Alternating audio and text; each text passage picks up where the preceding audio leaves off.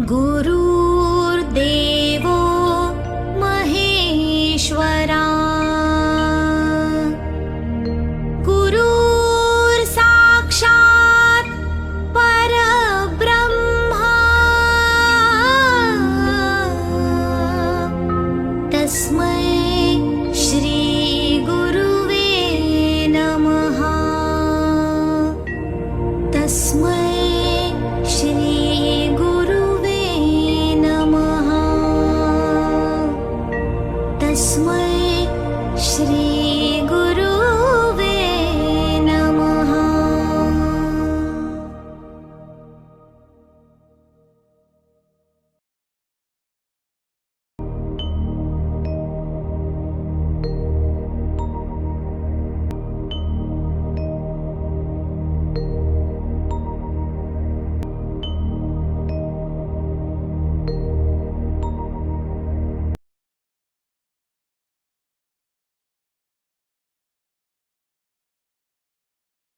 हरि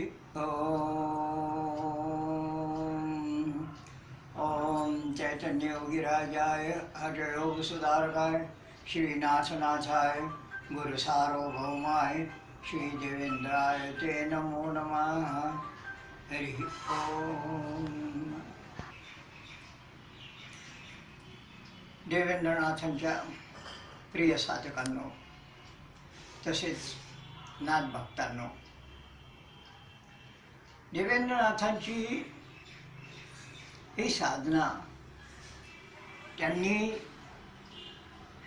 अष्टांग योगामध्ये बदल करून जो नाथांचा षष्टांग योग आहे तो अत्यंत सुधारित पद्धतीने जगापुढे ठेवला। सुधारणा कशा करता की या कलियुगामध्ये कमीत कमी वेळेमध्ये आणि आपल्याला पूर्णपणे हठयोगाचं ज्ञान व्हावं, समाधी साधनेचं ज्ञान व्हावं। ही का करायची समाधी साधना? ही दोन्ही दृष्टीनं महत्त्वाची आहे, शारीरिक आणि मानसिक। मानसिक शांततेकरता तर आज जग सर्व धडपड करत आहे, परंतु मानसिक शांतता कुठे मिळत नाही। मानसिक शांतता ही फक्त नाथाकडेच मिळते आणि ती मिळण्याकरता देवेंद्रनाथांनी हा अत्यंत सोपा करून सांगितलेला हठयोग हा सर्वाकरता म्हणून दिलेला आहे। सर्व म्हणजे अगदी कोणत्याही जाती जमातीचा, कोणत्याही धर्माचा असू द्या किंवा कोणत्याही वयाचा असू द्या, छोट्यापासून तर अगदी म्हाताऱ्यापर्यंत, अगदी वयस्कर माणसापर्यंत सुद्धा हा योग करता येतो। म्हणून ही जी साधना आहे ही त्यांनी जी शिकवलेली आहे तीच सर्व आपल्या पुढे मांडित आहे। सर्वांनी याचा स्वीकार करावा आणि यात काही पुढे चालून साधनेत आता हे जे सांगितलं जाणार आहे हे सर्व प्रायमरी अत्यंत म्हणजे आता सुरुवातीचं हे दिलं जातं। यात जसे अनुभव येतील तसे पुन्हा आणखी हे होईल आणि आपल्याला काय लागलं, नंतर काही अडचणी आल्या, करू लागल्यानंतर काही अडचणी आल्या तर ह्या अडचणी मी दिलेल्या पत्त्यावर किंवा मी दिलेल्या मोबाईल नंबरवर ते विचारू शकता। आम्ही जोपर्यंत आहे तोपर्यंत मी गुरुकृपेनं निश्चित मार्गदर्शन करेन। आदेश।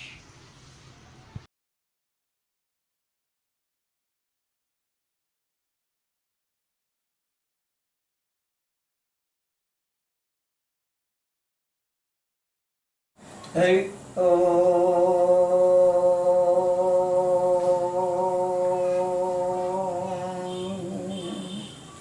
ओम चैतन्य योगीराजाय हठयोग सुधारकाय श्रीनाथनाथाय गुरु सार्वभौमाय श्री देवेंद्राय ते नमो नमः।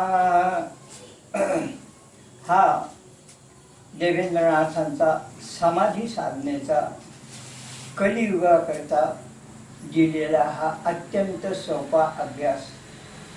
या अभ्यासाला अगदी लहानापासून तर मोठ्यापर्यंत म्हणजे वयस्कर लोकांपर्यंत सुद्धा सगळ्यांनी करता येतो।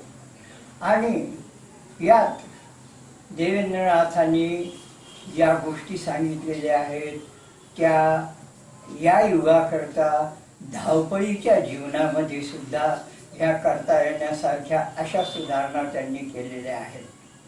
त्यामुळे प्रत्येक व्यक्तीनं म्हणजे लहान मोठा किंवा अगदी वयस्कर वगैरे असणाऱ्यांनी सुद्धा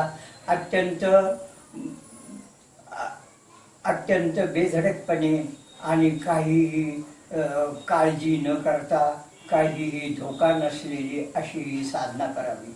या साधनेत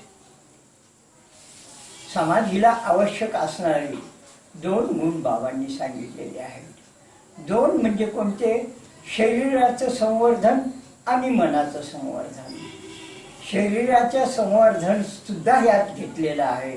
म्हणजे तुम्ही अगोदर आता आसन म्हणलं की आपल्या समोर लगेच अगोदर रामदेव बाबा उभा राहतो आणि हे सगळ्यांना असं वाटतं हे योगा केल्याशिवाय योगाला काय अर्थ नाही पुढे असं समजतात. म्हणजे योग साधनेला, अरे योगा हे जे आहे हे तुमच्या स्वास्थ्याकरता आहे आणि योगासनाकरता म्हणजे योग साध्य करण्याकरता किंवा समाधी साधना साध्य करण्याकरता जो योग आहे म्हणजे जे योग बाबांनी दाखवलेला आहे तो फक्त साधनेकरता असाच आहे. म्हणजे त्यात तुम्हाला मी ते पुढं आल्यानंतर याच्याबद्दल थोडंसं सांगेलच, परंतु एक लक्षात ठेवा की योगा आणि योग अभ्यास याचा काहीही संबंध नाही. योगा हे तुमच्या शारीरिक संवर्धनाकरता आहे, परंतु शारीरिक संवर्धन म्हणजे पार दम लागूस्तर किंवा अगदी दमछाक होईपर्यंत आसनं करायचं आणि नंतर मग योगाला आरंभ करायचा, योग अभ्यासाला आरंभ करायचा असं नाही. योग अभ्यासाकरता मन आणि शरीर हे शांत पाहिजे आणि मगच तुम्हाला योग साधनेत पुढे जाता येतं. परंतु यात तुम्ही जर अगोदरच थकले खूप आसनं करून तर तुम्हाला योग साधना करता येणार नाही, कारण त्यावेळेला तुम्ही थकलेले असतात, तुमचे सगळे अवयव म्हणजे शिथिल थोडेसे झालेले असतात तुमच्या या साधनेमुळं म्हणजे तुमच्या आसनांमुळं. त्यामुळे ते करावेत, निश्चित करावेत, परंतु केव्हा योग अभ्यासाच्या वेगळ्या वेळेला. आदेश.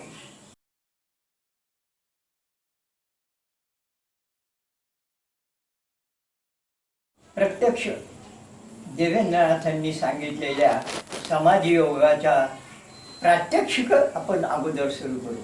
प्रात्यक्षिक सुरू करण्याच्या अगोदर मला हे सांगायचं आहे की देवेंद्रनाथांनी ज्या समाधी योगाच्या पतंजलीनं 8 पायऱ्या सांगितलेल्या आहेत, त्यामुळे पतंजलीच्या साधनेला अष्टांग योग म्हणतात.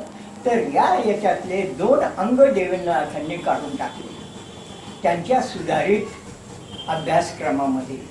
काढून टाकले म्हणजे काय केले की ते जे आहे ते नंतर तुम्हाला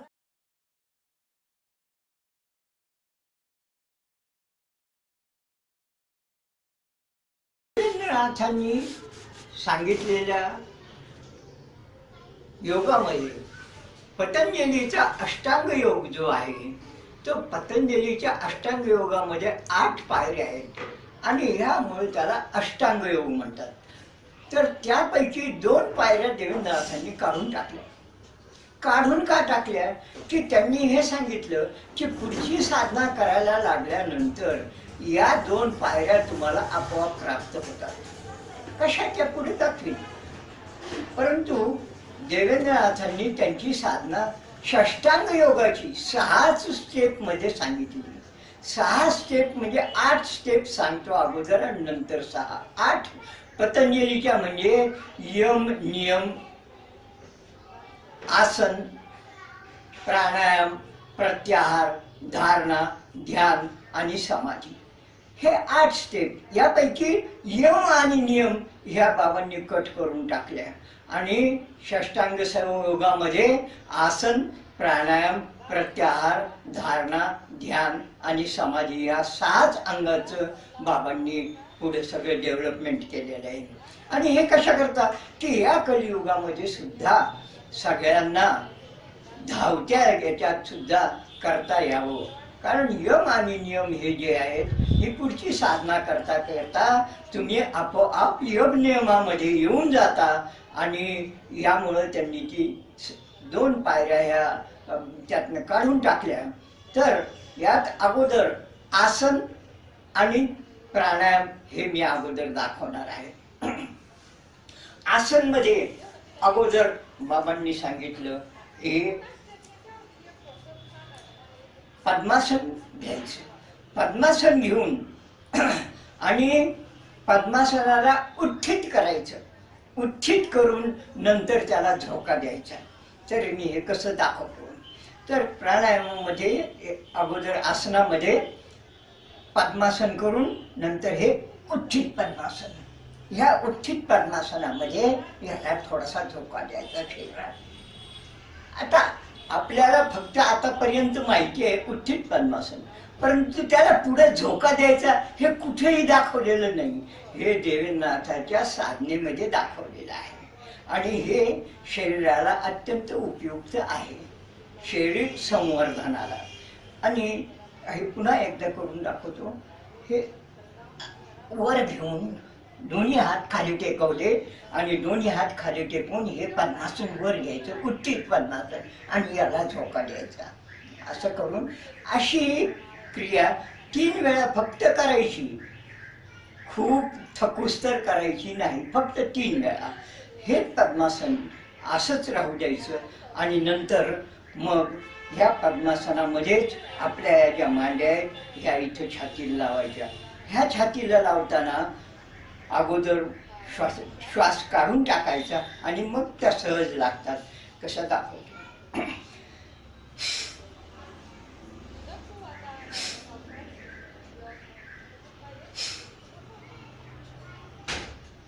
हे सुद्धा 3च वेळा करायचे.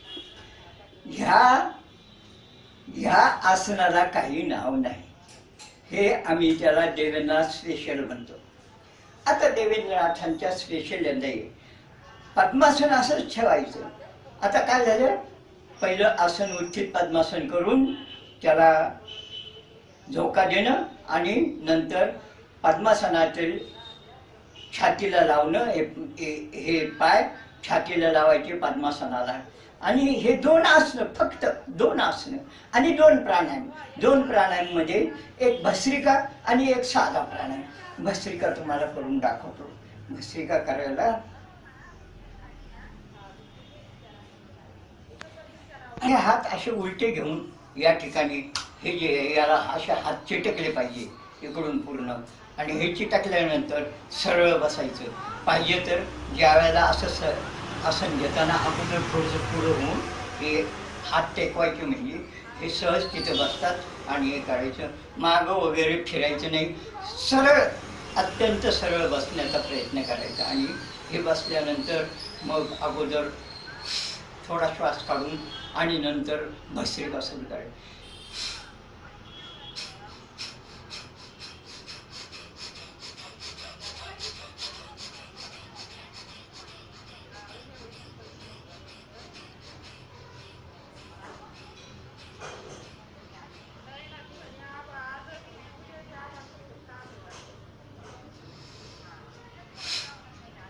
हे झालं एक भस्त्रिका. म्हणजे ह्या भस्त्रिकेमध्ये काय केलं हे पाहिलं का तुम्ही, की मी श्वास घेण्याची गती, श्वास घेण्याची आणि सोडण्याची गती हळूहळू वाढवली आणि ती नंतर हळूहळू कमी केली. ही इतकी कमी करायची की सूक्ष्म पर्यंत जाईल अशी ही कमी करायची, म्हणजे श्वासाची गती. आणि याप्रमाणेच करायचं. एकदा पुन्हा करून दाखवतो. आणि असे सुद्धा प्राणायाम किंवा भस्त्रिका म्हणजे अशा सुद्धा ह्या फक्त 3च वेळा करायच्या.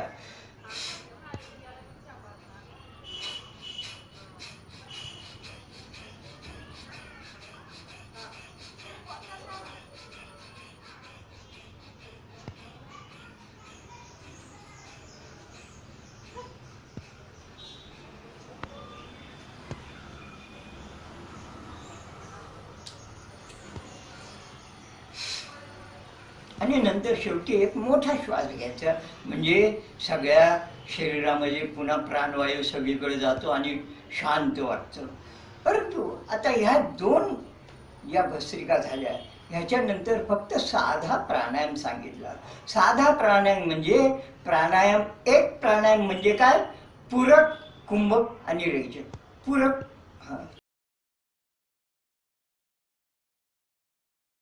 पूरक, कुंभक आणि रेचक या देवेंद्रनाथांनी एक सूत्र सांगितलेले.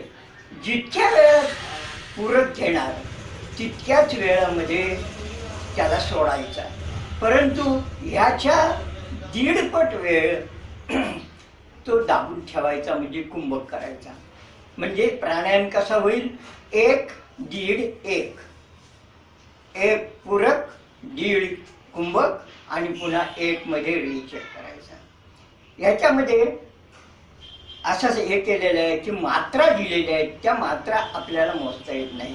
मात्रा दिलेल्या आहेत 30, 48, 30, म्हणजे 30 आणि 30चा दीडपट 45, परंतु इथं 48 आहे. मग 1 किंवा 2 सेकंद किंवा 1 किंवा 2 क्षण असं थोडासा लांब व्हायचा फक्त. आणि ही जी आहे ती नेहमीच्या करायला लागल्यानंतर आपोआप तुम्ही 30, 48, 30 मध्ये येऊन जाल.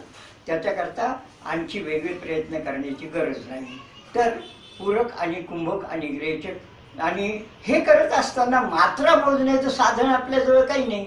त्यामुळं काय करायचं, लगेच पूरक सुरू करताना काय करायचं, संख्या एका विशिष्ट गतीमध्ये मोजायला सुरुवात करायची. 1, 2, 3, 4, 5, आणि त्याच गतीमध्ये कुंभक पुन्हा 1, 2, 3, 4, 5, 6, आणि त्याच गतीमध्ये रेचक सुद्धा 1, 2, 3, 4. याच अशा साध्याच याच्यामध्ये हे करायच्या.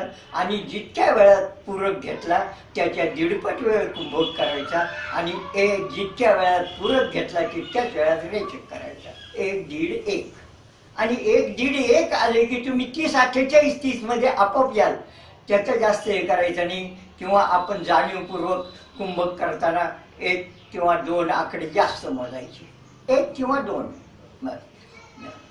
तर हा झाला प्राणायाम कुंभकचा.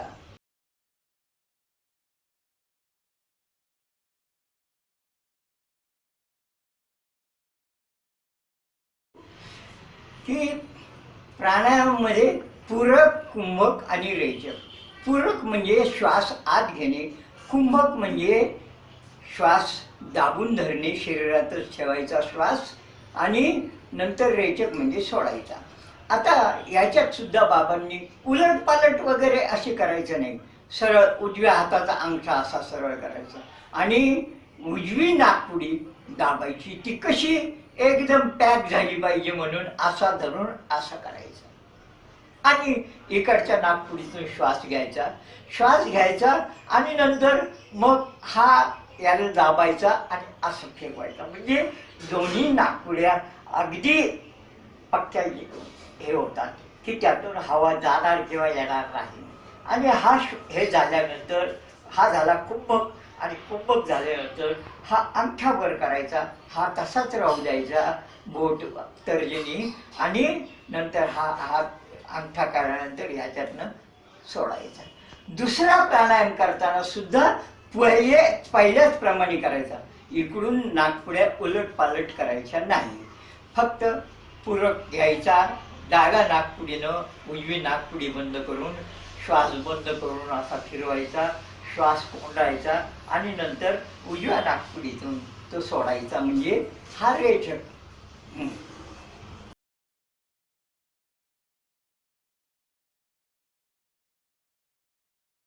यानंतर म्हणजे आपण काय केले, आसन 2, प्राणायाम 2. प्राणायाम 2 मध्ये काय केले, भस्त्रिका देवेंद्रनाथांनी सांगितल्याप्रमाणे आणि प्राणायाम देवेंद्रनाथांनी सांगितल्याप्रमाणे 30, 48, 30 मध्ये. तर 1, दीड, 1 मध्ये. तर अशा प्रकारचा प्राणायाम सुरू केल्यानंतर मग आसन आणि प्राणायाम ह्या दोन्हीमुळंच आपल्या शरीरात रक्ताचं रुधिराभिसरण वाढतं, त्याची स्पीड वाढती, आणि ही स्पीड शांत करण्याकरता देवेंद्रनाथांनी या ठिकाणी एक वेगळी, कुणालाही माहीत नसलेली किंवा आजपर्यंत कोणत्या याच्यात नसलेली एक क्रिया सांगितली. ती क्रिया म्हणजे काय की दीर्घ ओंकार काढायचा.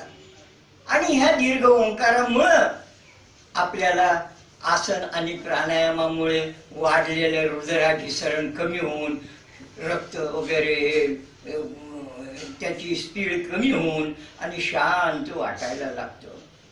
अगदी या दोन याच्यामुळे सुद्धा कितीक आपल्याला दम लागतो किंवा कितीक रक्त विसरण, परंतु तेवढं सुद्धा समाधी साधने करता उपयोगाचं नाही. म्हणून ते घालवाय करता हरि ओम, त्यांनी ओम नाही सांगितलं, फक्त हरि ओम.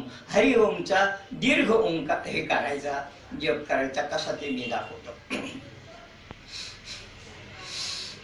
थोडा श्वास घ्यायचा ओम म्हणताना. हरि ओम.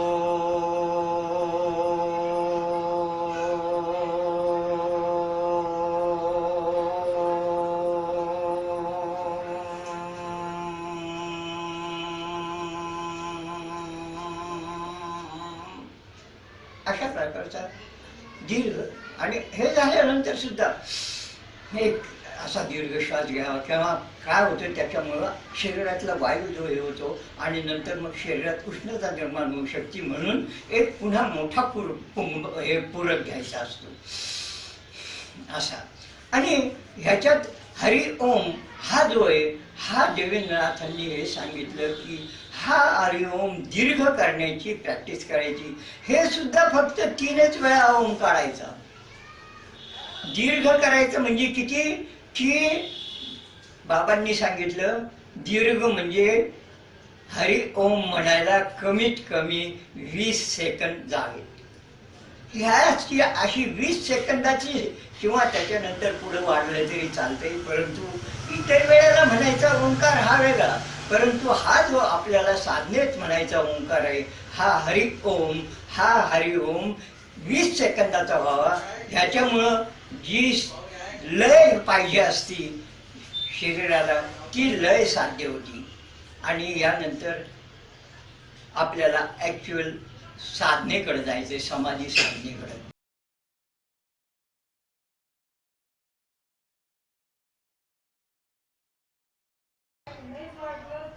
हरि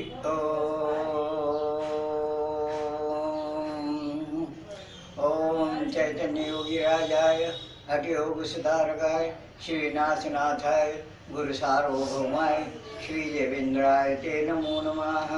हरि ओम. आपण आता देवेंद्रनाथांच्या षष्टांग योगामध्ये 2 स्टेप पाहिल्या. कुठल्या? आसन आणि प्राणायाम. या तिसरी देवेंद्रनाथांनी एक थोडीशी क्रिया जी घुसवलेली आहे ती दीर्घ ओंकार, हा सुद्धा पाहिला. आता आसन प्राणायाम प्रत्याहार, तिसरी स्टेप आली प्रत्याहारची. प्रत्याहार म्हणजे काय? प्रत्याहार ही एक मानसिक क्रिया आहे. मानसिक क्रिया कशी? आपण आता साधनेला बसलोय, डोळे झाकलेत आणि चांगलं ध्यान लागलेलं आहे. अशा याच्यात एखादा डास शरीरावर बसतो. डास बसला, डासचा आवाज लागला, तुमचं मन विचलित होतं. बाहेर एखादा काही मिरवणूक आली, तिचे ढोल ताशे जोरात वाजायला लागले, तुमचं मन विचलित झालं. पोरांनी TV लावला, तुमचं एखादं आवडीचं गाणं त्याच्यावर लागलेले, तुमचं मन विचलित झालं. ह्या ज्या गोष्टी आहेत ह्या टाळण्याकरता ही एक मानसिक स्थिती आहे. त्याला देवेंद्रनाथांनी तिला रिजेक्शन थेअरी म्हणलं. रिजेक्ट करायचं, मनानेच त्याला रिजेक्ट करायचं म्हणजे विरोध करायचा. विरोधाकरता बाबांनी सांगितलं every action has a reaction. आणि प्रत्येक ॲक्शनला रिॲक्ट करणं हे आपल्याकडे. आणि आपल्याकडे जे आहे त्याच्यामध्ये काय करायचं, डास बसला इथं, त्या ठिकाणी डोळे झाकलेले असतानाच त्या ठिकाणी आपल्याला जाणीव झाली आता डास बसलाय. डास बसलाय म्हटल्यानंतर त्या ठिकाणी जिथं तो डास चावतोय त्या ठिकाणी आपण डोळे झाकूनच आणि एकाग्रतेने तिथे 1-2-3 गुरुमंत्राची जप करायची आणि जप केल्यानंतर त्याला आदेश द्यायचा, उठ इथून, तो उठून जाईल. पण तसंच इतर आवाज यायला लागेल. आपण हे मनाला सांगायचं मला येतो काही याच्यामुळं काही डिस्टर्ब होत नाहीये, मी याच्यामुळं माझी एकाग्रता काही घडू शकत नाही.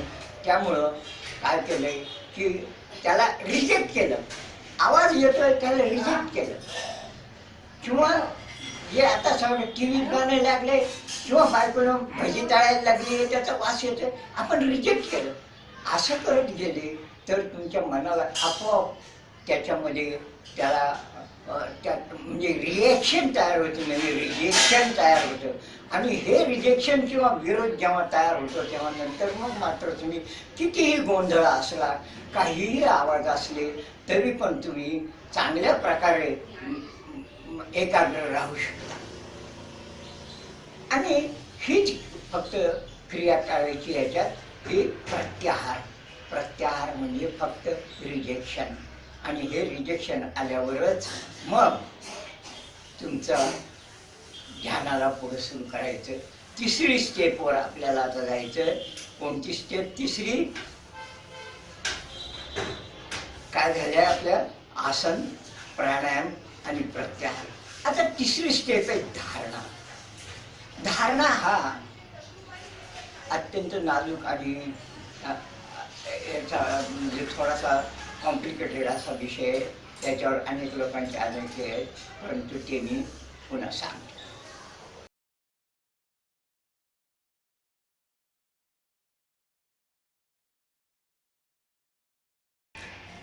अगोदर आपण बसलो, आसन झालं, प्राणायाम झालं आणि त्यानंतर अगदी सरळ अवस्थेत बसायचं आणि त्याच्यानंतर सगळ्या ज्या स्टेप आहेत त्या डोळे झाकून.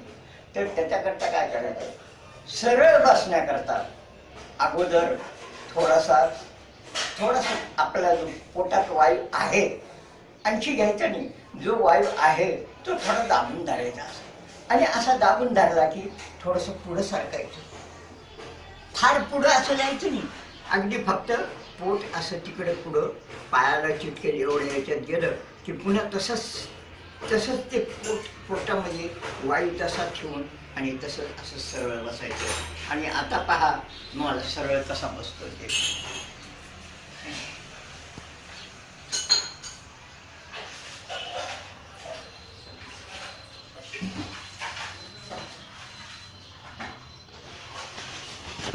सरळ असा ही जी पाठीचा मणका जो आहे हा एकदम सरळ राहायला पाहिजे. आणि मणका सरळ राहायला म्हणजेच मग कुंडलिनीला सहजतेनं सुषुम्नेतून तुम्हाला पुढे सरकता येतं. पुढे घ्या. आणि ह्याच्याकरता हा जो भाग आहे हा थोडासा लक्षात ठेवून करायचा असा. आणि असं एकदा काय आपण असं केलं की नंतर थोडंसं छाती असं करून हे हात असे करायचे आणि ही मुद्रा घेऊन. कारण काय हीच मुद्रा का घ्यायची, अनेक लोक सांगतात नाही अशी मुद्रा घ्या, अशी घ्या, अशी घ्या. हे नाही, याच्यात क्रिया आहेत आणि ह्या क्रिया करताना पुढे चालून जेव्हा तुम्हाला लक्षात येईल तुम्हाला की या क्रिया करताना नंतर आतमध्ये हे झाल्यानंतर ह्या दोन्ही बोटांवर म्हणजे हातावर पंजावर ओढ येते अशी. आणि ही ओढीत वेगळे होऊ नये आणि आपल्याला काही झटका बसू नये म्हणून हे असेच बाबांनी सांगितलेले एकमेकात गुंतवायचे आणि ते अशी सरळ अंगठी असं सरळ ठेवायची आणि या प्रकारे आत्मत असं देत करून तितकं. कारण हे पोट आता नाही नंतर, म्हणून ह्याला अशा प्रकारे बसायचं. हा झाला भाग. आता आसन, प्राणायाम, प्रत्याहार, धारणा आपण बाबांनाच त्यांचंच ते धारण केलं आणि ते धारण केल्याच्या नंतर आता आपण कोणत्या पद्धतीवर आलो म्हणजे धारणा झाली. आता आलो आपण ध्यान या अवस्थेत. आणि ध्यान ह्या ठिकाणी आल्यावर मग देवेंद्रनाथांनी दिलेलं नवध्यान जे आहे ते नवध्यानामध्ये सुरुवात करायची. आणि नवध्यान सुरू करत असताना अगोदर डोळे बंद केलेले, डोळे बंद केलेले आहे, सरळ आपण बसलेलो आहे. अगदी आपण अशा ह्याच्यामध्ये ही हाताची सगळी बांधणी केलेली आहे अशी मुद्रा, आणि असं सरळ बसलेलो आहे. हे जे खांदे आहेत हे खांदे सरळ पाहिजे एका ओळीमध्ये. हे मागही जायचे नाही आणि हे पुढे आणायचे नाही, खाली काही बसायचं नाही. असे सरळ एका ओळीमध्ये हे दोन्ही खांदे आले पाहिजेत. अशा प्रकारे बसायचं. आणि अशा प्रकारे बसल्यानंतर मग कुंडलिनीचं सहजतेनं म्हणजे मार्ग सरळ होतो. मग आपली साधना करत असताना पुढं डोळे झाकायचे. डोळे झाकायचे कसे? तर डोळे झाकत असताना बाबांनी सांगितलं की भ्रूममध्ये दृष्टी स्थिर करा. भ्रूममध्ये म्हणजे कोणालाही काय वाटतं, भ्रूम म्हणजे दोन्ही भुवयाच्या मध्ये म्हणजे, परंतु नाथांचा भ्रूम जो आहे हा थोडासा वर आहे कपाळाच्या मध्ये. म्हणजे या ठिकाणी नाथांचा ज्याला म्हणलेलं आहे तृतीय नेत्र, तिसरा डोळा जो म्हणलेला आहे तो तिसरा डोळा हा इथं आहे. आणि त्या ठिकाणी आपण दृष्टी स्थिर करायची. ती दृष्टी स्थिर करत असताना कशी करायची हे माझ्याकडे पाहून सगळ्यांनी लक्षात घ्या की उघडे डोळे असतानाच दृष्टी भ्रूममध्ये घ्यायची, म्हणजे वरती घ्यायची. म्हणजे त्यावेळेला ह्या दोन्ही डोळ्याचे हे डोळे जे आहेत बुबुळ आहेत, हे डोळ्याची बुबुळ ह्या कपाटात आलेली असतात. आणि ह्या कपाटात आलेल्या असल्यावर मग डोळे झाकायचे. म्हणजे आपली दृष्टी त्याच ठिकाणी ठेवून मग डोळे झाकायचे. हे डोळे फार काहींना बरंच उशिरा झाकले जातात. आणि हे अशा प्रकारे केल्यामुळं काय होतं की या सगळ्या डोक्यातल्या ह्या ज्या शिरा वगैरे ताणल्या जातात आणि आपल्या डोक्यावरती एखादा घट्ट मुकुट बसवल्यासारखा असा भास आपल्याला होतो. म्हणजे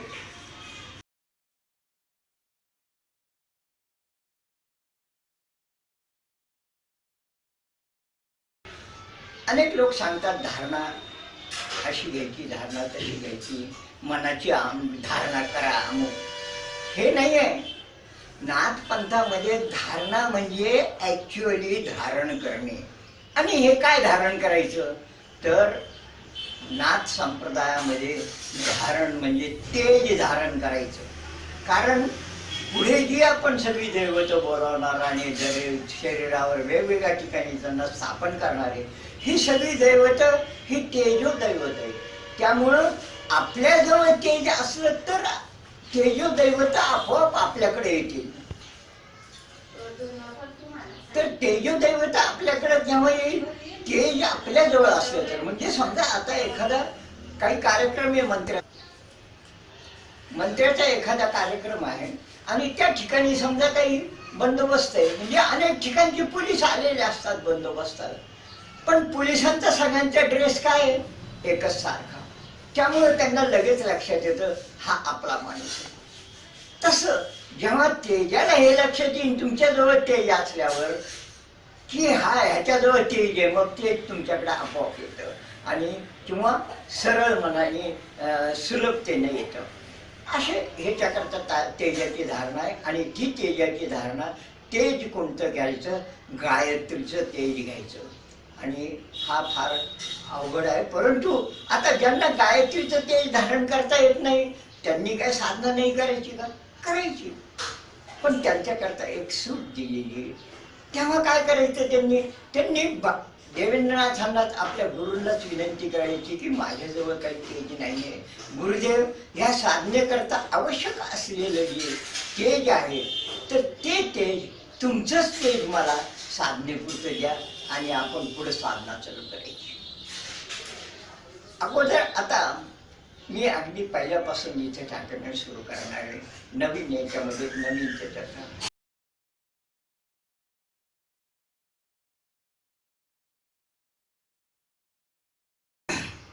तर आता आपण देवेंद्रनाथांच्या षष्टांग योगाच्या ध्यान ह्या पायरीवर आलो.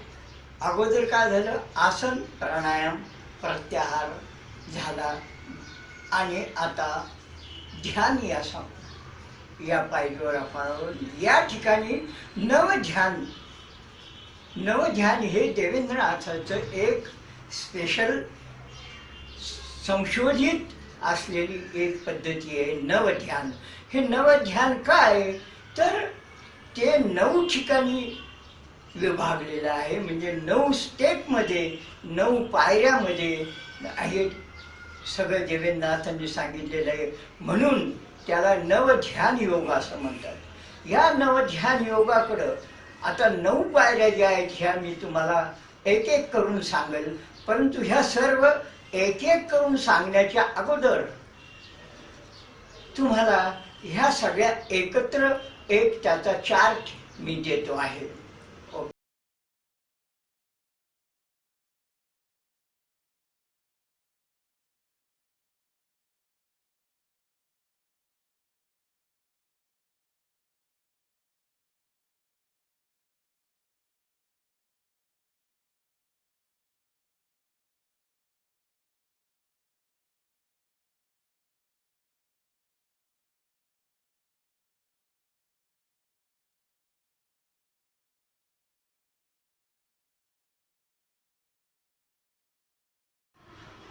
तर ह्या नवध्यान योगामध्ये पहिली पायरी आहे भृग, ऋत आणि भग या दैवतांची उभी रक्षा कंकण घ्यायची. उभी रक्षा कंकण घेताना या बाजूला भृग जर म्हणलं तर आपल्यापासून काही विशिष्ट अंतरावर एक पॉईंट आपण कल्पनीय करायची आणि त्या पॉईंटला सगळीकडून असं फिरवायचं, खालून जमिनीच्या खालून वरून असं पूर्ण आणायचं. तर हे आता भृग हे रक्षाकंकण घेताना ओम मृगाय नमः, ओम मृगाय नमः, ओम मृगाय नमः, ओम मृगाय नमः, ओम मृगाय नमः, ओम मृगाय नमः पुन्हा त्या पॉईंटवर आणून मिळवलं म्हणजे हे एक कंकण तयार होतं. तर हे कंकण जे आहे ते जमिनीच्या खालून सुद्धा जातं आणि ते नंतर पुन्हा वरून आणि त्या ठिकाणी येतो. अशा प्रकारचे हे गोल कंकण आहे. त्याच्यानंतर मध्ये आपल्या नाकाच्या समोर ऋत देवतेचं रक्षा कंकण आहे. ते सुद्धा त्याच लाईनमध्ये त्याच ओळीमध्ये आपला दुसरा एक पॉईंट कल्पून आणि त्या पॉईंटला त्या बिंदूला आपण पुन्हा फिरवायचा असा गोल. तर म्हणजे काय आता त्याचा जे आहे जप आहे तो बिंदू फिरवताना हे माहिती ओम ऋताय नमः, ओम ऋताय नमः, ओम ऋताय नमः, ओम ऋताय नमः, ओम ऋताय नमः, ओम ऋताय नमः पुन्हा त्या पॉईंटवर आम्ही मिळवला की ऋत देवतेचं रक्षाकंकण तयार झालं. आणि हे सगळं करतो आहे आपण. बरं चला आता अगोदर तिसरा एक पॉईंट आपण घेतला या बाजूला. अगोदर डाव्या बाजूला एक घेतला, मध्ये एक घेतला नाकाच्या समोर आणि नंतर पुन्हा उजव्या बाजूला तिसरा पॉईंट घेतला आणि त्याला ओम भग देवता म्हणायचं आणि ओम भगाय नमः, ओम भगाय नमः, ओम भगाय नमः, ओम भगाय नमः म्हणून पुन्हा पहिल्या सुरू केलेल्या पॉईंटवर पुन्हा तो पॉईंट आणायचा म्हणजे भग देवतेचं रक्षाकंकण तयार. भृग, ऋत, भग. आता हे घेताना लक्षात एक ठेवायचं की त्याचा जप सुद्धा करायचा आणि ते आपण मानसिक करायचं परंतु त्यावेळेला आपले डोळे बंद झालेले असतात. जेव्हा आपण सुरुवातीला बसलो आणि सुरुवातीला बसलेलो आहे धारणा जेव्हा घेतो त्याच्या अगोदरच आपण डोळे बंद केलेले, तिथून आपली साधना सुरू झालेली आहे, तिथून डोळे बंद आहेत. त्यामुळं बंद डोळे असतानाच हे तिन्ही पण रक्षाकंकण घ्यायची आणि ह्या तिन्ही रक्षाकंकणाची तयारी झाल्यानंतर म्हणजे रोज करत असताना ह्याची क्रम बदलायचा नाही. अगोदर डावा, मध्ये आणि उजवा किंवा तुम्ही उजवा घ्या परंतु ह्याचा क्रम बदलायचा नाही. आणि हा जो बिंदू आहे फिरवायचा म्हणजे कंकण तयार होण्याकरता जो बिंदू फिरवतो तो फिरवण्याचं जे डायरेक्शन आहे ते बदलायचं नाही. एक तर असंच, नाही तर मग उलटे घ्या. परंतु ते आपल्या जमिनीच्या खालून सुद्धा वरती आलेलं आहे हे लक्षात घ्यायचं. आणि भृग, ऋत आणि भग ही कंकणं तुमची तयार झाली म्हणजे पहिल्या स्टेप तुम्ही ओलांडली. येस.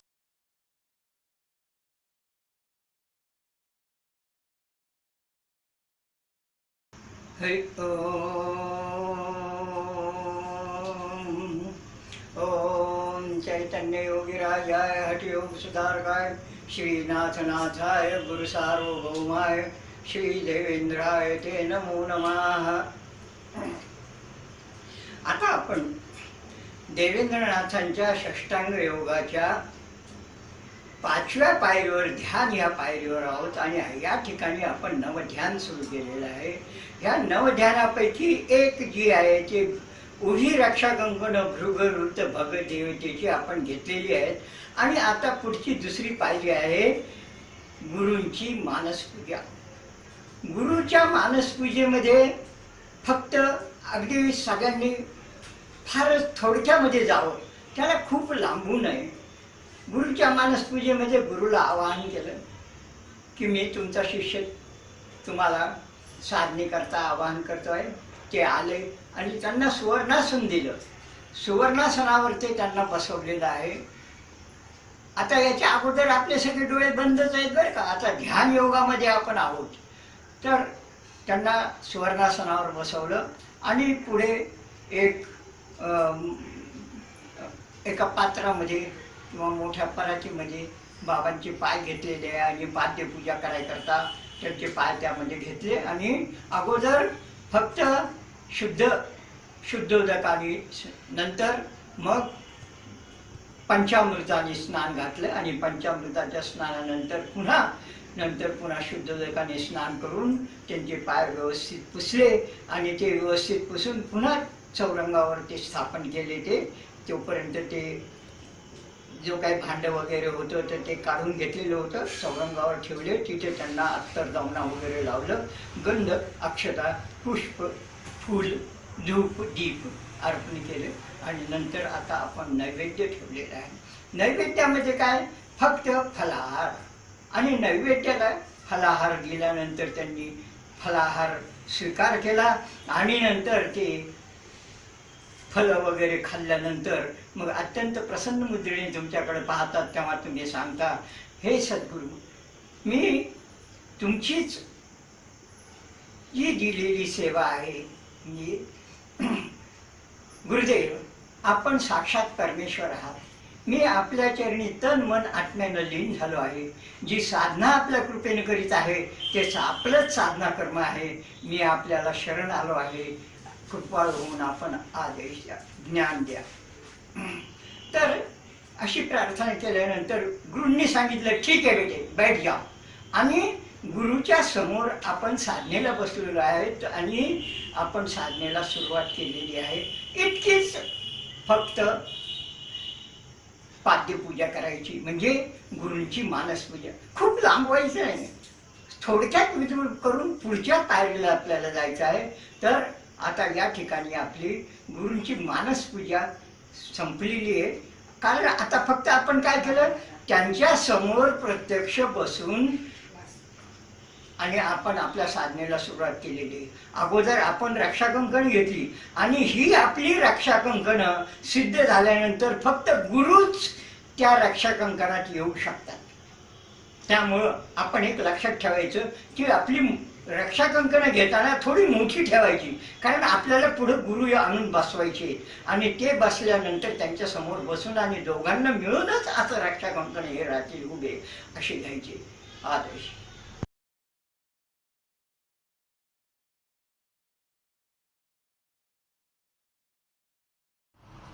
हरि ओम.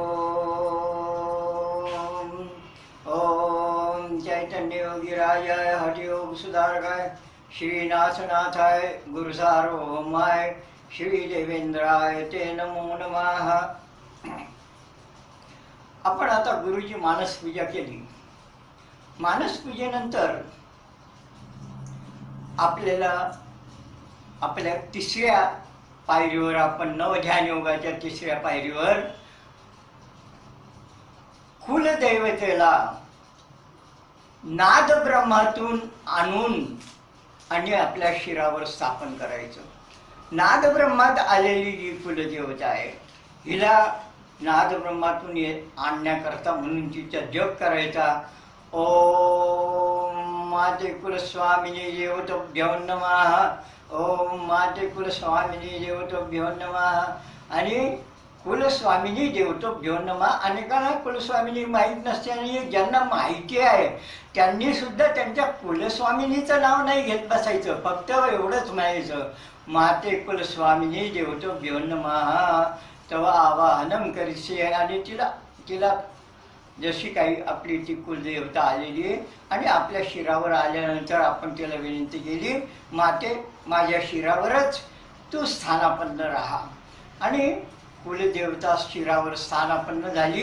पण कुलदेवता येताना जो मार्ग तयार होतो तो मार्ग एक विशिष्ट प्रकारचा म्हटलेला आहे. देवेंद्रनाथांनी सांगितलं तो ऑटोप्लाझ्माचा मार्ग तयार झालेला आहे असं त्याला बाबांनी त्यांना सांगितले. कारण त्यानंतर गुरुमंत्री देवतेला बोलवायचं किंवा आपली कुंडली जागृत झाली आणि ती बाहेर निघायची आहे तर ती त्याच रस्त्याने जाते, त्याच ऑटोप्लाझ्माच्या तयार झालेल्या मार्गातून जाते आणि त्याच मार्गातून परत येते.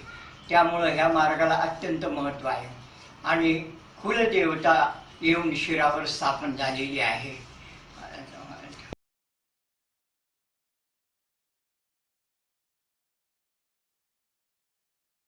स्वामिनीला आपण शिरावर स्थापन केल्यामुळं जो ऑटोप्लाझ्माचा मार्ग तयार झाला, ह्याच ऑटोप्लाझ्माच्या मार्गातून आता आपण गुरुमंत्री देवतेला आमंत्रित करीत आहोत.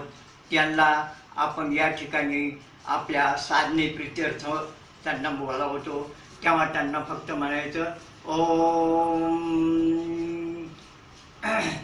ओम श्री दत्तात्रेयाय नमः.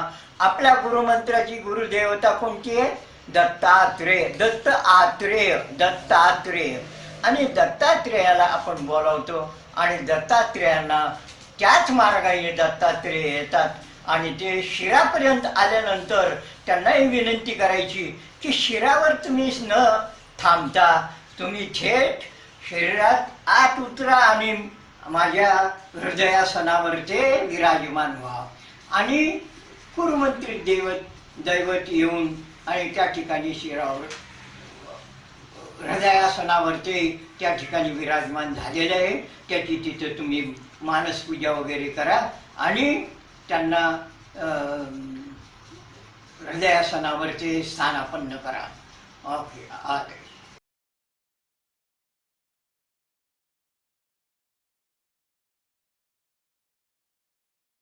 कुलदेवतेला स्थापन केल्यानंतर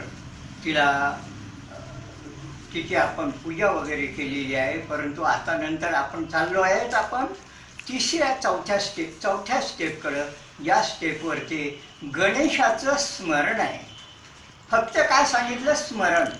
परंतु यात बाबांनी एक विशेष गोष्ट सांगितलेली की गणेशाला समोर कोणती मूर्ती आणायची? गणेशाची अष्टविनायकापैकी जो तुम्ही पाहिलेला असेल असा एक गणेश समोर आणून त्याला फक्त विनंती करायची, हे गणेशा आता मी अद्वैत साधनेकडे चाललेलो आहे आणि अद्वैत साधना माझी ही निर्विघ्नपणे पार पडू देत म्हणून गणेशाला विनंती केली. आणि गणेशाला नंतर एक त्याचा जप केला आणि हा जप बाबांनी सांगितलेला आहे.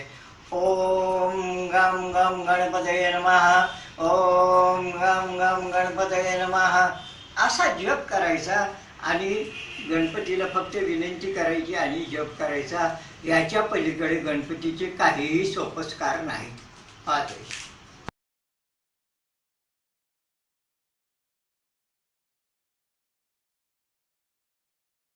तर आता आपण देवेंद्रनाथाच्या नवध्यान योगाच्या 5व्या पायरीवर आहे.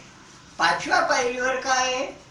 5व्या पायरीवरती आता आपण महाविष्णू, महालक्ष्मी, महासरस्वती आणि महाकाली या 4 देवतांची आडवी रक्षा कंकणं शरीराला लागून असलेली अशी ही रक्षा कंकणे घेणं. तर ही रक्षा कंकणे 4 रक्षा कंकणे मी हे 2 स्टेपमध्ये आपल्याला दाखवणार आहे. तर याच्याकरता सर्वात अगोदर महाविष्णूला हे केली. महाविष्णूचं रक्षा कंकण हे दोन्ही गुडघे आणि असं कंबर वगैरे ह्या बाजूचं यांना स्पर्श करून असं आहे.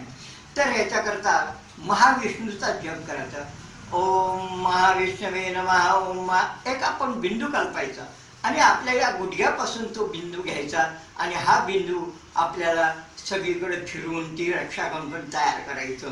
ओम महाविष्णवे नमः. ओम महाविष्णवे नमः. ओम महाविष्णवे नमः. ओम महाविष्णवे नमः. ओम महाविष्णवे नमः. ओम महाविष्णवे नमः. या ठिकाणी महाविष्णूचं रक्षा कंकण हे सिद्ध झालेले आहे. त्यानंतर रक्षा कंकण आलं आपण महालक्ष्मीचं. तर महालक्ष्मी हृदयासनाजवळ घ्यायची आणि हृदयासनाजवळ सुद्धा ही हृदयाला असं टेकून अशा प्रकारचं हे रक्षा कंकण आहे. हे मोठं, हे त्याच्यापेक्षा छोटं.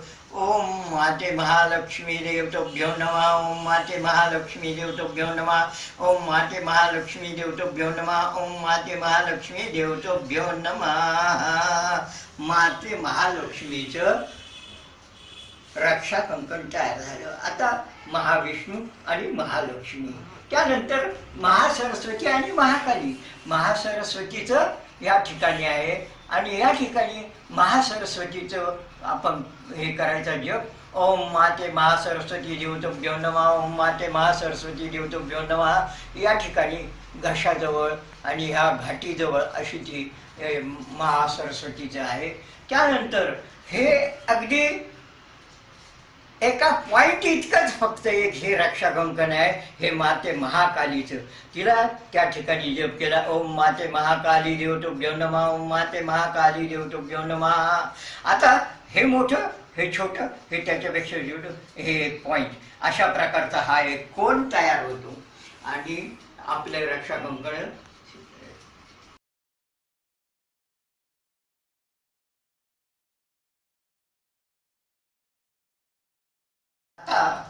आपली रक्षा कंकण आडवी रक्षा कंकण महाविष्णू, महालक्ष्मी, महासरस्वती आणि महाकाली. महाविष्णू, महालक्ष्मी, महासरस्वती, महाकाली ही तयार झालेली आहेत. आणि आता आपल्याला प्रत्यक्ष ध्यानयोगाकडे जायचंय. ध्यानयोगाकडे जायचंय त्यावेळेला काय करणार आपण? अगोदर आपण हृदयासनावर आणून बसवलेले जे गुरुमंत्री दैवत आहे त्यालाच विनंती करायची की आपला अत्यंत पवित्र असलेला हा जो माझा मंत्र आहे मला गुरुने दिलेला, हा मी अत्यंत योग्यपणे म्हणलंच असं नाही, त्यामुळं त्याचा माझ्याकडून अपमान होऊ नये म्हणून माझे गुरुमंत्राचा आपला जो जप आहे हा जप आपणच चालू करावा. म्हणजे आपण काय केलं? जप गुरुमंत्री देवतेला करण्याकरता सांगितलं आणि ही एक अत्यंत नम्रतेने त्यांना विनंती केली. आणि आता गुरुमंत्री देवतेने मंत्र जप सुरू केला आणि आपण तो ऐकतोय फक्त.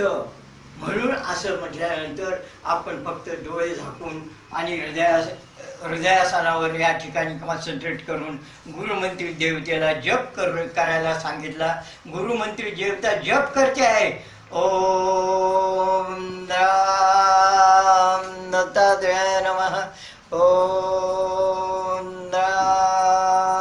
दत्तात्रेयाय नमः. अत्यंत शांततेने हा असा जप करायचा. जप आपणच मनातच करायचा, हा काही वैखरीत करायचा नाही. आणि हा जप करत असताना हे लक्षात घ्यायचं की हा जप गुरु करता ते गुरुमंत्री देवत करताय आणि आपण तो फक्त ऐकतोय.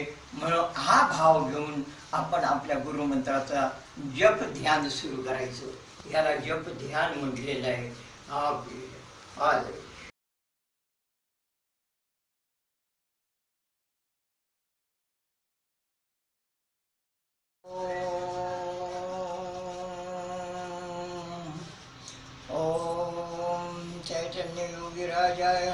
सुधारकाय श्रीनाथनाथाय गुरु सार्वभौमाय श्री देवेंद्राय ते नमो नमः.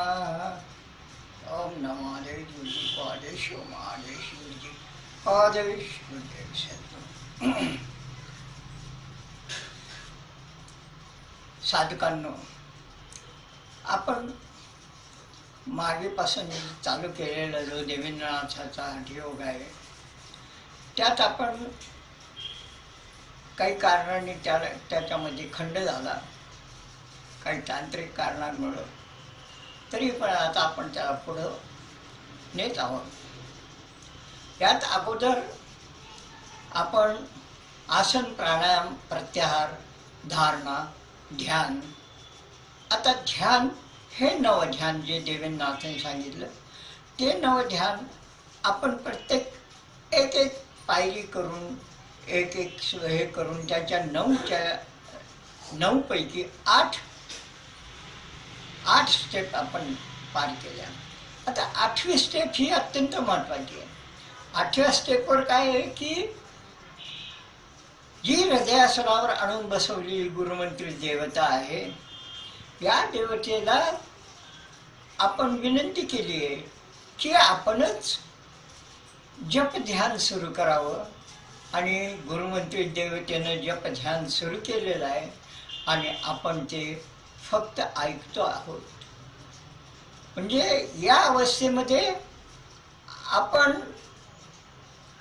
गुरुमंत्री देवतेचा जो जप आहे तो आपणच करतो, परंतु हा मानसिक जप आहे हा बाहेरून ऐकण्याचा प्रयत्न करतो. म्हणजे जणू काही असं की आपली गुरुमंत्री देवता जप करते आहे आणि आपण तो ऐकतो आहे. असा जप करायला लागल्यानंतर काय होतं की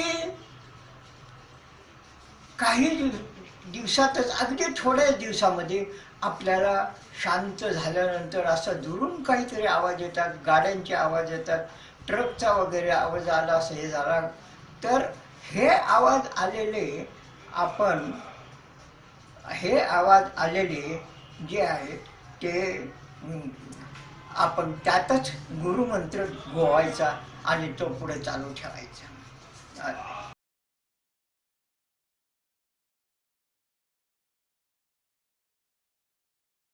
गुरुमंत्री देवतेनं जप ध्यान सुरू केलेलं आहे आणि आपण तो ऐकतो आहोत. या पोझिशनमध्ये काय करायचं की आपली जी आहे दृष्टी आहे ती दृष्टी भ्रूमध्ये स्थिर आहे आणि आपलं लक्ष एकेका केंद्रावर, मूलाधारापासून एक केंद्रावरती आहे. प्रत्येक केंद्र मूलाधारामध्ये अगोदर हे केल्यानंतर मूलाधारावर जप करायचा बराच वेळ आणि नंतर मग तिथून पुढे वरच्या याच्यात यायचं, स्वाधिष्ठानमध्ये यायचं, स्वाधिष्ठानमध्ये थोडा वेळ जप करायचा, असं करत करत वरती जायचं. म्हणजे दृष्टी भ्रूमध्ये स्थिर आहे आणि लक्ष आपलं एकेका केंद्रावर येत. जेव्हा आपण आज्ञाचक्रात येऊ त्यावेळेला दृष्टी पण तिथंच आणि लक्ष पण त्याच ठिकाणी येतं आणि त्या ठिकाणी मग जास्त अंतर्मुखता येते आणि आपण आपलं मनही त्या ठिकाणी खूप एकाग्र झालेलं असतं. परंतु हे मन एकाग्र करायला आपल्याला काही काळ गेला की लगेच मनाचा उद्योग जोपर्यंत संपत नाही तोपर्यंत आपल्याला बाकीच्या गोष्टी सुचरत नाही. परंतु एकदा मन विचलित झालं की मग लगेच आपण जप ध्यानाची सांगता करावी. हा आला आपला 9वा पॉइंट. आणि नवध्यान योगाच्या 9व्या पायरीवर सांगता आहे. आणि ही सांगता देण्यापूर्वी मी तुम्हाला त्या सांगतेचे म्हणजे उत्तरार्ध, नवध्यान योगाचा उत्तरार्ध, हा उत्तरार्ध अगोदर त्याच्या सगळ्या स्टेप मी तुम्हाला देतो आणि नंतर मग त्यावरती बोल आले.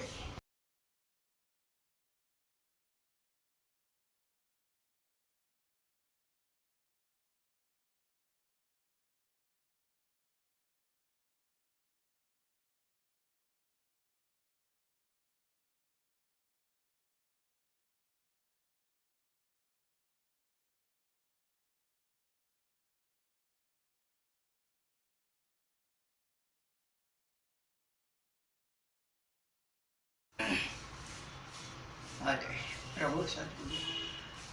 तर आता आपल्याला नवध्यान योगाच्या उत्तरार्धाचं पाहायचं. म्हणजे या उत्तरार्धात आपण जे आहे ते सर्व दैवत धारण केलेली त्या सर्व दैवतांना पुन्हा पुनरागमन करण्याकरता विनंती करायची. तर सर्वात अगोदर गुरुमंत्री देवतेला जिचा तो जप ध्यान चालू आहे त्या गुरुमंत्री देवतेला अगोदर विनंती करायची, अत्यंत विनयपूर्वक विनंती करायची की आपण चालू असलेलं जप ध्यान आता बंद करावं. मी मूळ अवस्थेला जायची इच्छा करतो आहे, त्यामुळं आपण आपलं जप ध्यान बंद करावं. हा पहिला असता. पहिल्या स्टेपवर गुरुमंत्री देवतेनं जप ध्यान थांबवलं. आता जी आडवी रक्षागणकणे म्हणजे उलट बाजूनं फक्त जायचं परत. आडवी रक्षागणकणे जी घेतलेली आहेत ह्या आडव्या रक्षागणकांना महाविष्णू, महालक्ष्मी, महासरस्वती, महाकाली. तर अगोदर महाकालीला विनंती करायची की आपण आता माझ्या विनंतीला मान देऊन माझ्या साधनेमध्ये मदत केली याबद्दल मी अत्यंत आभारी आहे आणि त्यांची नमन करून आणि त्यांना गमन करायला परत सांगायचं. गुरुमंत्री देवतेला गमन करायला सांगितल्यानंतर मग महासरस्वती, महासरस्वती नंतर महालक्ष्मी, महालक्ष्मी नंतर महाविष्णू या दैवतांना एक एक करून आणि त्यांना पुनरागमन प्रीत्यर्थम गमनम करिष्ये असं त्यांना विनंती करायची. म्हणजे पुनरागमन करण्याकरता, पुन्हा तुम्ही येण्याकरता आता जा. आपण आपल्या पाहुण्यांना सुद्धा काय म्हणतो, पाहुण्यांना वाटी लावताना त्यांना म्हणत नाही जा आता तुम्ही जा, जा नाही या आता. आणि ते सुद्धा म्हणतात बरं बरं येतो येतो. हां, आणि अशा प्रकारे आपण त्या दैवतांना सगळ्यांना गमन करायला विनंती करायची. ह्यांची गमन करायला विनंती केल्यानंतर मग तिसऱ्या स्टेपवर ते मग आपली कुलस्वामिनी, तर कुलस्वामिनीला नंतर विनंती करायची की शिरावरच आहे, तिला विनंती करायची की आपण पुनरागमन करू शकता आणि पुनरागमन प्रीत्यर्थम गमनम करिष्ये.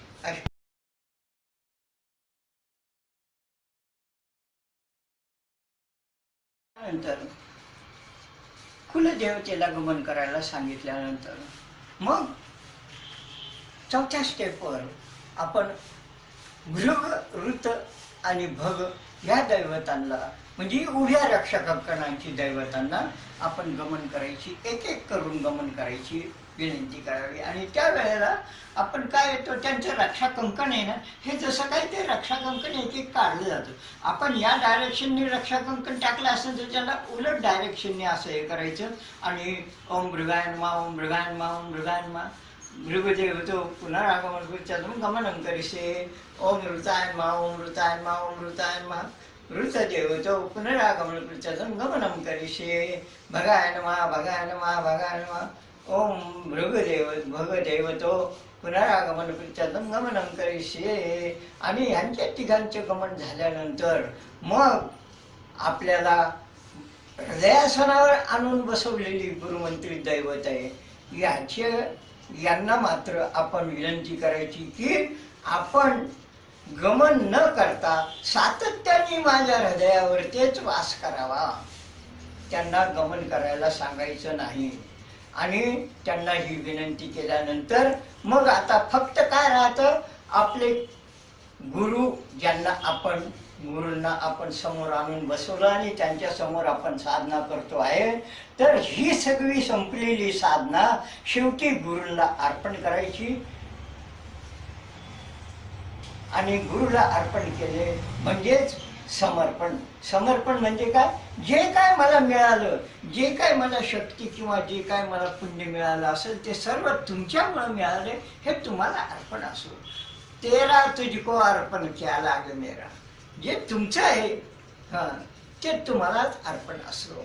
असं म्हणून गुरुमंत्री देवतेला हे हे समर्पण हे अत्यंत महत्त्वाची स्टेट आहे. आणि समर्पण हीच गुरुची सेवा आहे. जी केलेली आपण जी काय साधना केलेली आहे ती गुरुला समर्पित करणं म्हणजे आपल्याला जे काय मिळालं म्हणजे ते बँकेला जमा केलं आणि त्याप्रमाणे आपण गुरुलाही समर्पित केलेले आहे. आदेश.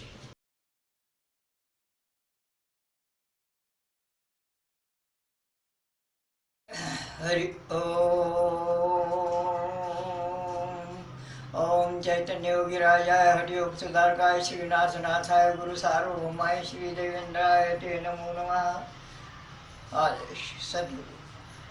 तर आपण आता देवेंद्रनाथांचा नवध्यान योग हा संपवलेला आहे.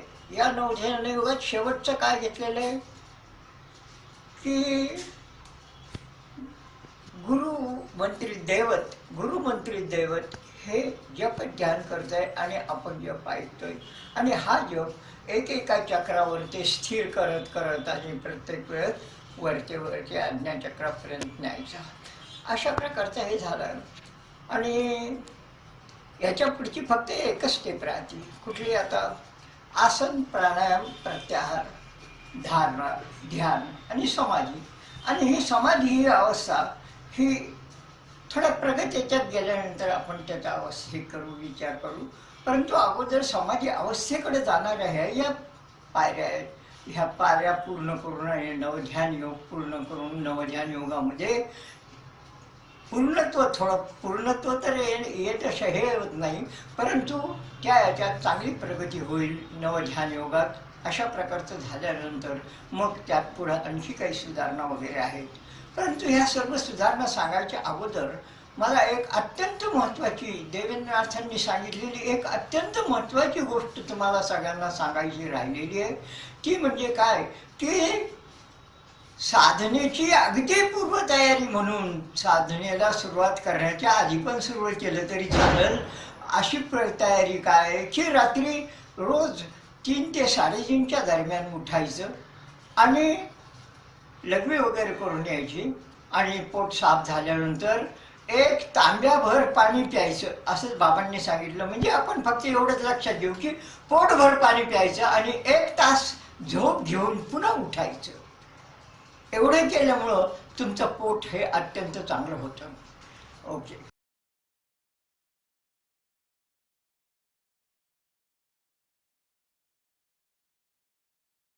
आता आपण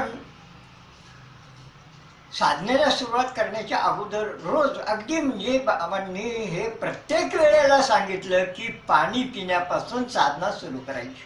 आणि अशा प्रकारची पाणी पिल्यानंतर आणि 1 तास झोप झाल्यानंतर तुमचं पोट स्वच्छ होतं आणि पोट हेच सगळ्या आपल्या योगिक क्रिया ह्या पोटामधून होत असतात. त्यामुळं पोट हे अत्यंत चांगल्या स्थितीला पाहिजे. दुसरी गोष्ट अशी आहे की यात दररोज नियम पाहिजे. नियम काय पाहिजे? रोज 10 मिनिटं तरी बाबांनी सांगितलं 10 मिनिटं तरी साधना करायला पाहिजे. फक्त हे नित्य करायला पाहिजे. ज्या दिवशी तुम्हाला भरपूर वेळ आहे त्या दिवशी जास्त करा, परंतु अगदीच काही वेळ नसेल तर 10 मिनिटं तरी या साधनेला द्या. आणि हे जर केलं तर म्हणजे ही नित्यता राहिली म्हणजे तुम्हाला सर्व गोष्टी साध्य होतात. कशा की रोज अगदी नित्य नियमाने आपण त्या दैवतांना बोलावून त्यांना गमन करायला सांगण्यातच याची सिद्धता आहे. भृगुरुत भग, महाविष्णू, महालक्ष्मी, महासरस्वती, महाकाली किंवा आपले कुलदैवत किंवा गुरुमंत्री दैवत सर्व काही येते फक्त एकाच गोष्टीमुळं की नित्य नियमित. आणि नित्य नियमित झाल्यानंतरच मग ह्यामध्ये चांगली प्रगती होते.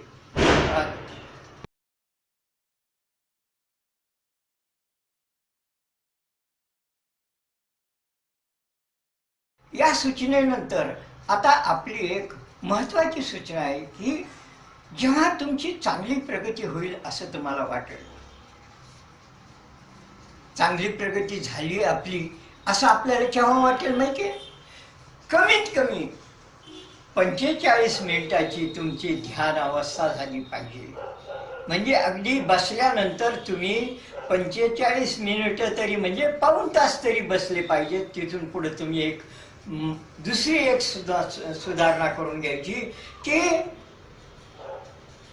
गुरूंना आपण मानसपूजेमध्ये बोलावल्यावर ते गुरूंना त्याच वेळेला सांगायचं की गुरुदेव मी 1 तास बसणार आहे किंवा अर्धा तास बसणार आहे, मला आज जास्त वेळ नाही, मी आज 10 मिनिटं बसणार आहे, किंवा मला आज वेळ आहे, मी जास्त 1 तास बसणार आहे, असं त्यांना एक विनंती करायची. वेळेचा संकल्प याला म्हणलेला आहे. आणि हा वेळेचा संकल्प करणं हे नंतर आवश्यक होतं. आवश्यक कसं होतं, अरे तुम्ही नंतर चांगली समाधी लागली आणि हे झालं, तुम्हाला वेळेचा संकल्प असला तुम्ही किती वेळ तिकडे गंमत करत राहाल, तुम्हाला त्याच आनंदामध्ये राहायचे फार म्हणजे हे होईल, ओढा निर्माण होईल आणि त्याच आनंदात राहत असं. त्यापेक्षा त्याला वेळेचा संकल्प करा. आणि वेळेचा संकल्प केला म्हणजे लक्षात घ्या की त्या वेळेचा आपण संकल्प केला, अर्ध्या तासाने तुमची अवस्था उतरलीच पाहिजे आणि तुम्ही मूळ अवस्थेकडे यायला लागले पाहिजे. आणि सगळ्यात शेवटी समर्पण केल्यानंतर याही पुढं आता आपण सगळ्यांनी हे रोज करत जायचं. आणि हे करत गेल्यानंतर यात काही जर अडचणी आल्या किंवा काही जर शंका निर्माण झाल्या तर मला सहज अगदी फोन करू शकता. मी तुम्हाला केव्हाही उत्तर द्यायला तयार आहे. आदेश.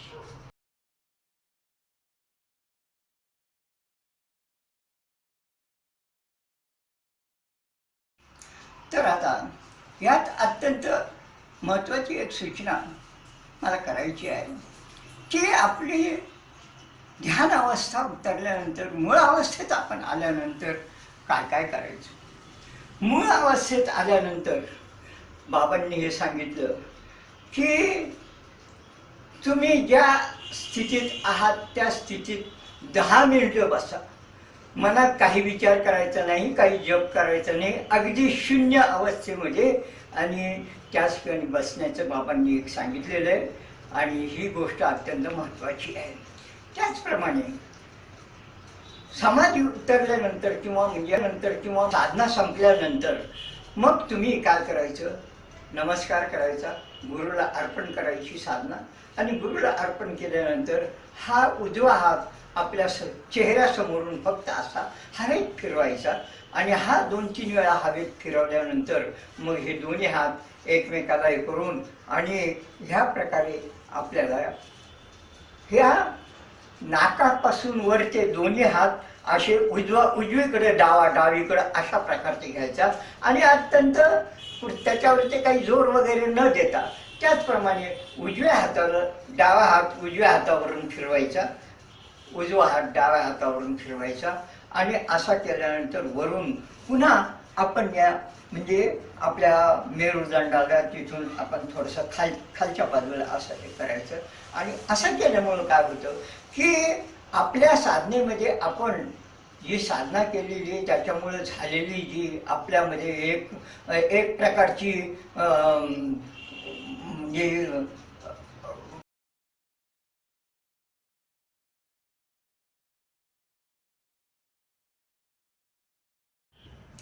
तर आता आपण ध्यान उतरवलेलं आहे. त्यावेळेला आपल्या समोरून आपण हात फिरवतो आणि हा हात असा दोन्ही हातावरून तोंडावरून आणि पाठीवरून फिरवतो. म्हणजे याचा अर्थ काय आहे माहिती आहे की आपली ध्यानाच्या अवस्थेमध्ये आपल्या ठिकाणी एक चार्जिंग तयार झालेलं असतं आणि आपण उठायच्या अगोदर हे डिस्चार्ज करायला पाहिजे. पहा तुम्ही, आपण मोराचं पीस घेतो, मोराच्या पिसाला असं आपण उलट्या हाताने त्याला चार्जिंग करतो आणि नंतर जेव्हा हे करायचं डिस्चार्ज करायचं त्यावेळेला तळ हाताने डिस्चार्ज करतो. तसं हे तळ हाताने आपण सगळं शरीर डिस्चार्ज केलं आहे. आता हे शरीर डिस्चार्ज केल्यानंतर आपण यानंतर आपण सगळ्यात एक महत्त्वाची गोष्ट विसरलेलो आहे आणि त्याबद्दल मला क्षमाच मागावी लागेल. बाबांनी सुद्धा आम्हाला थोडंसं उशिरा सांगितलं की ध्यानाला बसताना आपल्या उजव्या बाजूला एक छोटा ग्लास पाण्याने पूर्ण भरायचा. आणि पूर्ण भरायचा म्हणजे किती की त्या पाण्याला अशी गोलाई आली पाहिजे वरती, म्हणजे आणखी एक थेंब जरी टाकला तरी तो खाली पडेल इतका भरला पाहिजे. आणि ही गोष्ट ज्ञानेश्वरांना त्यांचे गुरु निवृत्तीनाथांनी सांगितलेले आहे. निवृत्ती ज्ञानदेव समाधिबोध या पुस्तकात त्यांनी केलेले आहे आणि त्या पुस्तकावरूनच नंतर बाबांनी आम्हाला सांगितलेलं आहे. आता त्यानंतर अत्यंत महत्त्वाची गोष्ट अशी राहते की ज्या वेळेला आपण सर्व ह्या गोष्टी संपवून आणि 10 मिनिटं त्याच ठिकाणी बसून शून्य अवस्थेत बसून आपण उठलो, म्हणजे उठल्यानंतर अगोदर आपण आता उठलो आपण आणि उठल्यानंतर आपण अगोदर गुरुला हे समर्पण केलेले आहे सर्व. आणि नंतर आसनाला आपण पुन्हा नमस्कार करायचा आणि आसनाला त्रिवार नमस्कार करून मग नंतर आसन हे गुंडाळून नंतर ठेवायचं. कारण आपण या आसनावर बसून आपण अनेक दैवत धारण केली की दैवतांची आलेली चार्जिंग आली ही याच्यामुळे संपते आणि याच ठिकाणी आपली सर्व साधना संपते. आदेश.